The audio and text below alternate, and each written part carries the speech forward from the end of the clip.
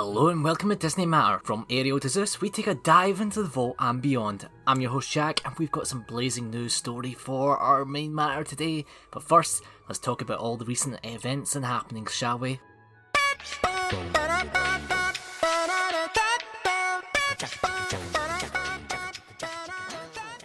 First, let's talk about the recent celebrations for May the 4th, aka Star Wars Day. Gaia, the Star Wars Galactic Star Cruiser digital album, is finally here. For those who aren't aware, Gaia is the Twilight singer who rose to fame during the First Order Resistance War, and now she captivates audience aboard the Halcyon Star Cruiser. And now, just like we had Rex before, you can now get part of the park now on streaming services and listen to music at home. There's 11 songs on this album, and the Star Cruiser, it's been up and down. I personally have not visited it yet, just mostly because of the pricing. It's a 2-day of experience for nearly $6,000 for 3 adults and a child, but you can now get discounts if you're a Walt Disney World annual pass holder, which is up to 30%. Hold it. You get 2 lightsabers? Well, technically 1, but I can split them. You never gave me 2 lightsabers. Mark? Speaking of pricing, one thing did catch my eye, and that's the Cal Kestis Legacy lightsaber. Cal Kestis is the main character of Star Wars Jedi Fallen Order. Played by Cameron Monaghan, Cal is one of the survivors of Order 66 and is now starring in the new Star Wars Jedi Survivor, which is now available on PlayStation, Xbox and PC. However, this isn't the full lightsaber, it's just the hilt inside a case, and on the case it does have nice trust only in the Force engraved on it. This is at the cost of £360. Visions is something that's starting in Japan, but it's now throughout the rest of the world. We're just sitting back, waiting to see what those interpretations look like inside different cultures. Animation takes us into a world that we can't necessarily explore in live action. We got a release of Volume 2 of Star Wars Visions, with various animators taking up episodes this season, including Studio Mir, Triggerfish, and the legend of British animation, the father of Wallace and Gromit and Chicken Run, Aardman. Star Wars Young Jedi Adventures also arrived on Disney Plus and Disney Junior. Set during the High Republic era, centuries before the events of the main Star Wars films, Star Wars Young Jedi Adventures follow a group of younglings as they learn the ways of the Force. I am slightly glad they decided to put this centuries before the movies are set, just for the fact of if they decided to merge it towards the current timeline, it would mean the kids would have to face him. Master Skywalker, there are too many of them. What are we going to do?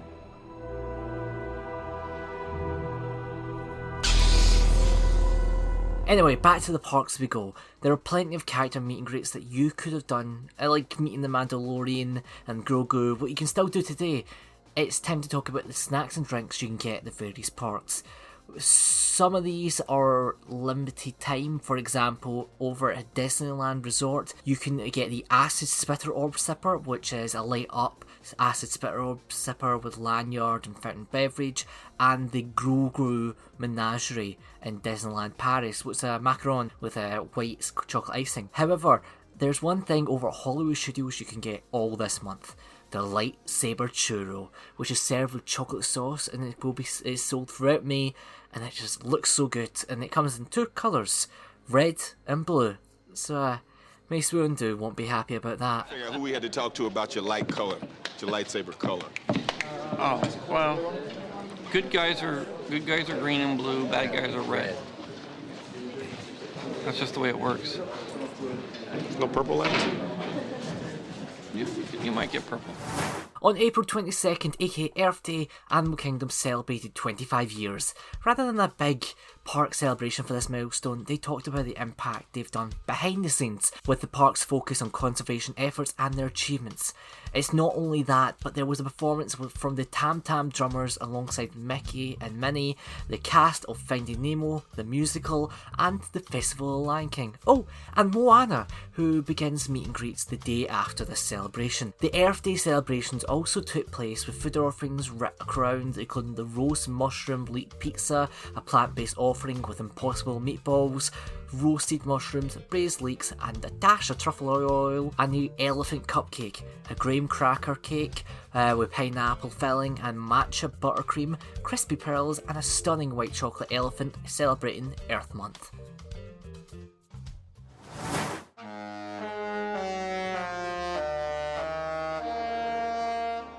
The Disney Magic cruise ship will be now offering a new immersive experience based on Disney Encanto and Disney Pixar Soul. An Encanto celebration will allow guests to interact with Mirabel and Bruno as they make their cruise line debut, which will have Encanto sing-alongs, cocktails and sodas based on the film. While the Soul Cat Lounge is based on Joe Gardner's, the main character of the Pixar movie Soul's favourite jazz location in the film, the Half Note Lounge.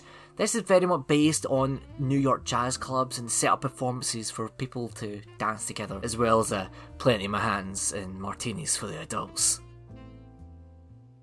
Quickly noting, Little Mermaid and Guardians both had their red carpet events. I will not be talking about more about it as yet. Little Mermaid is yet to be released, and I saw Guardians earlier this week, in fact. I want to go a bit more in depth in the future about this, so do keep your ears out for future episodes.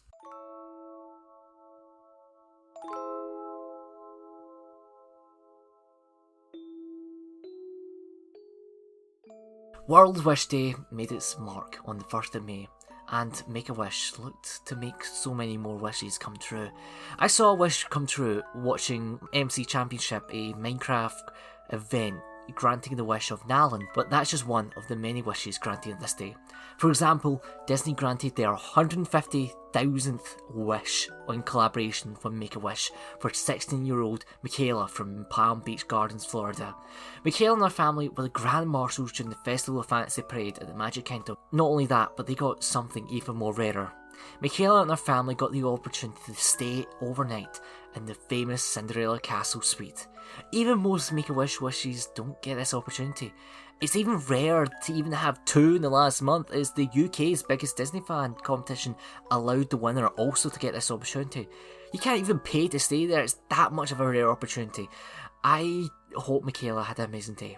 Well over Disneyland Resort dedicated free windows on Main Street, USA to the Make-A-Wish to celebrate World Wish Day. These free windows include a centre window dedicated to Make-A-Wish and all the Wish kids of the past, present and the future. Side windows honouring Chris Gracious, the wish that inspired the creation of Make-A-Wish, and Frank Bopsy Salazar, the first official Make-A-Wish granted by Make-A-Wish and Disney's first wish. The centre of this glass installation has the quote, "Where there's a wish, there's a way." I will be leaving a link to the Make-A-Wish Foundation in the description of this podcast for you to go and support this cause.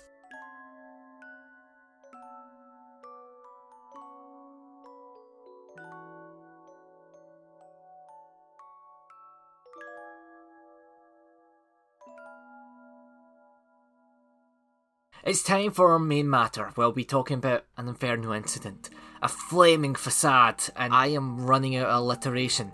Yes, I am talking about the demise of a Disneyland favourite, Murphy.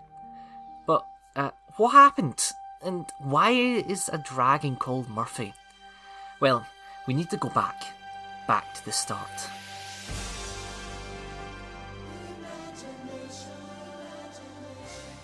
Disneyland last night. Just take a look at this. That's a fire-breathing dragon, but not literally. A dragon is supposed to breathe fire, not catch Flame fire. started at its head before covering its entire body. Fantasmic cannot continue.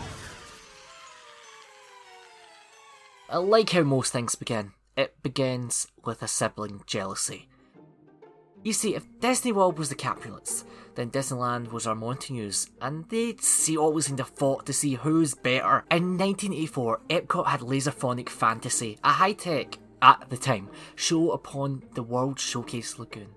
Disneyland went and said, "Hey, we want that." But they didn't have the scale that the World Showcase Lagoon had, and offered up the rivers of America to turn into a location for the show. After all, Tom Sawyer's Island gets closed when it gets dark. But this didn't come to fruition, but the seeds were planted. Eisner came along and went, "Hey, this is a pretty good idea," but the show needed a concept. One of the first concepts was to make it Disneyland's River Haunt, a show that mixes the lore of the three nearby attractions, Pirates of the Caribbean, Haunted Mansion, and Big Thunder Mountain. Honestly, sounds like a pretty fun show to follow the spooky lore of all three attractions. Sadly, this idea was scrapped, but the concept art is something well worth. It wasn't until 1989 where new technology came to the forefront. Water projection that's able to put film clips upon water rather than projection screens.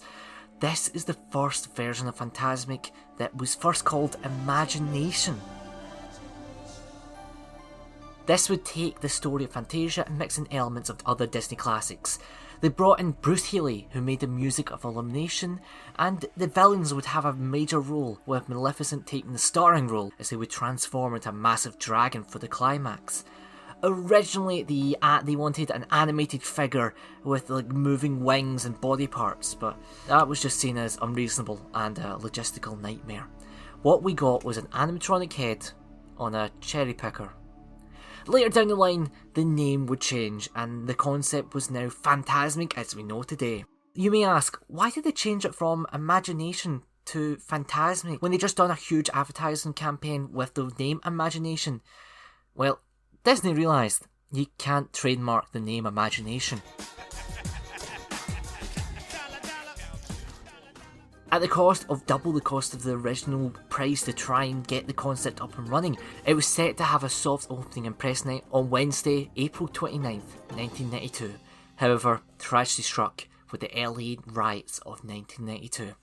This was when the LA police officers involved in the beating of Rodney King were given a not guilty verdict, leading to riots. The media event was rescheduled and the promotional tagline of "Be there when the night ignites" was removed just as fast. On May 15th, 1992, Fantasmic had its first performance and was an immediate success. When darkness and light collide, the night becomes Fantasmic, presenting the ultimate battle of good and evil on Disneyland's Rivers of America. It's fantasy. It's frightening. Be there when the night ignites. Fantasmic, new at Disneyland. The show may have changed throughout the years, but as of writing, I'm going to talk about how the show is ran currently at Disneyland. The show begins with our main character, Mickey Mouse, going to sleep, being transported into his dreams. There are various water fountain effects, and he goes in the first dreamscape of a jungle scene where there's a 30-metre puppet of Kaa, the snake from the Jungle Book, as King Louie and the monkeys dance upon barges in front, leading to a quick moment of Hakuna Matata. As the dreams get more strange, of course, the pink elephants must appear upon the water projections, followed by the genie, who's watched by Sorcerer Mickey as the genie sings "Friend Like Me." Being flushed down, we see scenes of the Little Mermaid and Finding Nemo. Jiminy Cricket appears looking for Pinocchio as Monstro comes to swallow the puppet and Mickey up. In the darkness, Mickey asks what's going on, and is interrupted by a cannon blast coming from the sailing ship Columbia, which, for this show, is playing the role of the Black Pearl, with Jack Sparrow and Elizabeth Swann on board, alongside many other pirates, and quite the amazing stunt sequence, with the swinging pirates and sword fighting. One final cannon blast, we slow down, and get to see the fairy stories of love, with Jasmine and Aladdin on a magic carpet. This is followed by a medley of songs, with folks seen on barges, those being Belle and the Beast, Ariel and Prince Eric, and Rapunzel and Flynn Rider, with their songs from their respective movies, Beauty and the Beast, Part of Your World, and I See the Light. Dreams don't always stay positive, as we get to see the dark side of Mickey's imagination, as the magic mirror traps Mickey inside of it, and the nightmares begin to take over in the forms of villains, beginning with the evil queen, who is disguised as the old hag,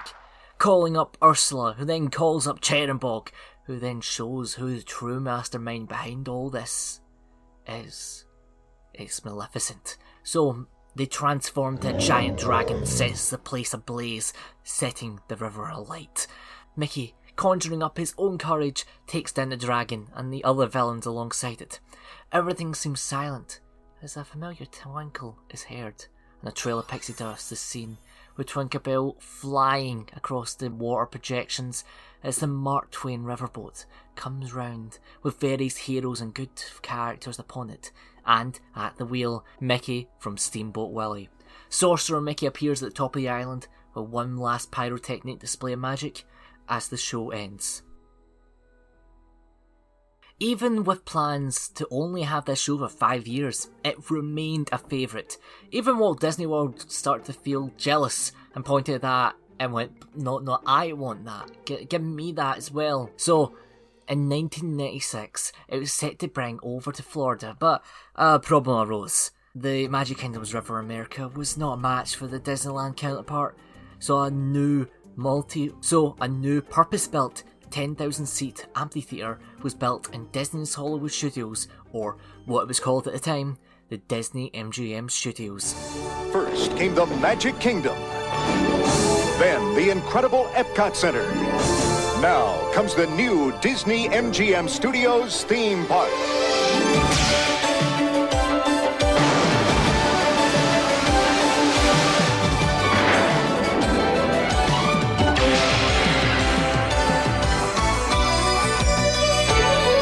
Disney MGM Studios theme park at Walt Disney World in Florida. The show was slightly different from its counterpart. Jungle Book was omitted and the Fantasia scene just leapt right into The Lion King, with the water scene with the pink elephants, Genie and Pinocchio changing to now showing...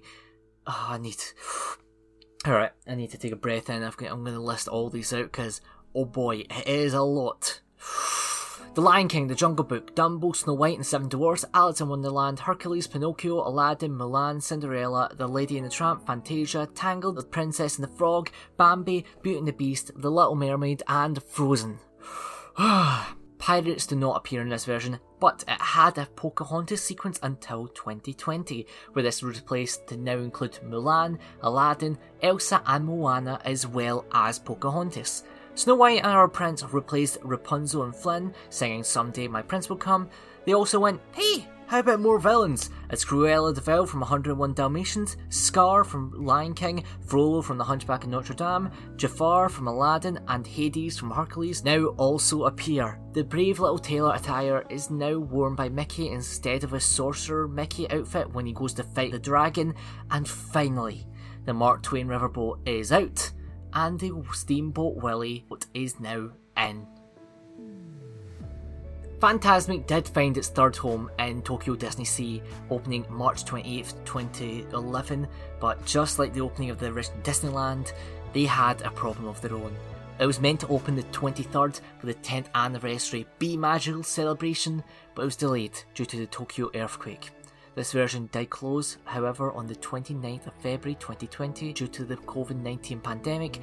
It closed earlier than its March 25th due date. Now, there's one thing that didn't age well in the original version, and that was the titular villain, the dragon. After all, it wasn't what they really dreamed it would be. This cherry picker wasn't really impressive compared to what's came across the last few years. So alongside of the original 70mm projections being replaced by HD ones, a new audio animatronic dragon was built. This was 40 feet tall wonder that was an exact replica as the one seen in the Sleeping Beauty movie. However, it did come at a cost. It broke down at a law. May I have your attention? Please remain seated. This ride has stopped temporarily and will resume motion at any time. After delay after delay, the fans gave it a name. Murphy, after Murphy's Law. This dragon may have been added in 2009, but it wasn't until the August 28th, 2010 for this 2.0 version to collapse during a performance, and did not return until November 12th of that same year. Everything went fine since then, with the only closures being June 2016 to allow the construction of Galaxy's Edge, and Fantasmic opened again on 15th of July the next year with a few little updates. Before we speak about Murphy's fate, we first need to talk about a sister of Murphy over at Walt Disney World for the Festival of Fantasy.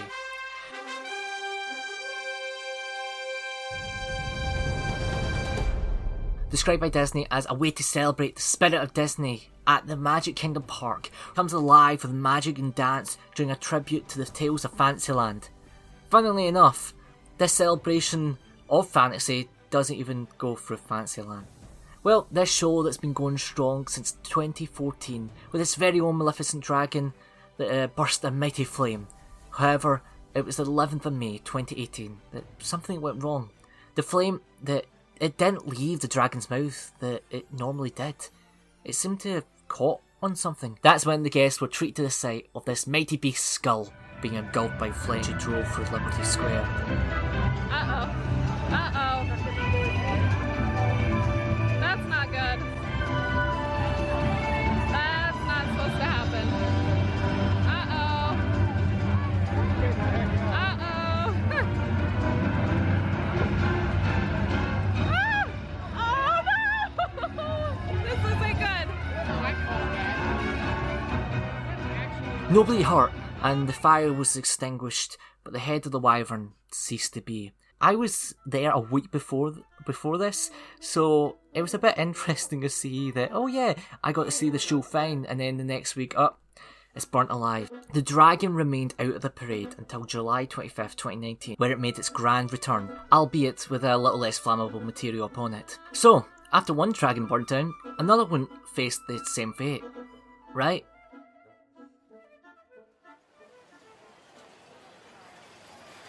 April 22nd, you sit down by the rivers of America to get a front row seat to see the second show for Fantasmic that night. The rest of your family members are away riding some ride you don't know. You're just saving the seats. The noise of the people may be slightly annoying, but it's the only time you get away from the kids, so you're gonna savor every moment. Your kids and your wife come back with a massive popcorn bucket and several snacks. Damn Sharon, you think. Now they're never gonna get sleep the whole car ride home. You sigh as the illuminations near dim. And the show is about to begin. You too admire the bright colours and impressive water effects. Oh, wow, that snake puppet is massive, and being so close to the water means, like, the pirates are swinging right above you.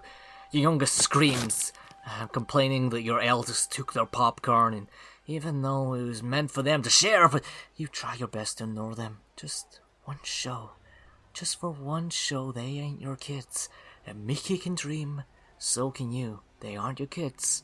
You may be sat next to your nightmare, but Mickey is staring down one of his own as the dragon emerges and spews fire that's so warm to your face. Not as hot as California sun that Sharon's been complaining about all day, but still, it's fairly warm.